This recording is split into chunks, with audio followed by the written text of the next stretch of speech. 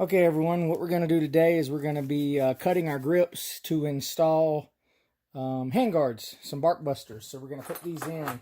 So instead of taking the razor knife and hacking off the end, we're going to use these inserts, and this is Tusk from Rocky Mountain. It comes with a large one, and it comes with a small one.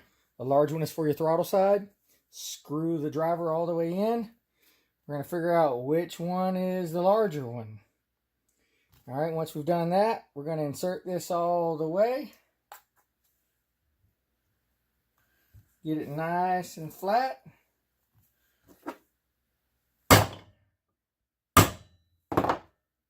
And there we go. So the throttle side's cut out.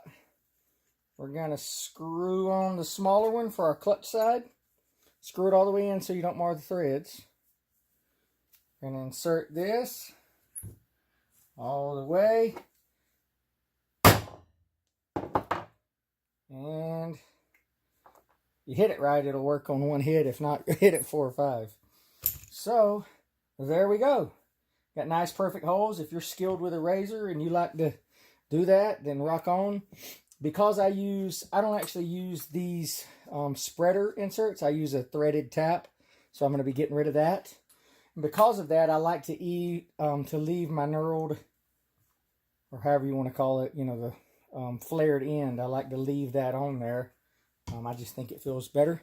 So I don't need to trim all of this off. All right, thanks for watching. Hope it helps.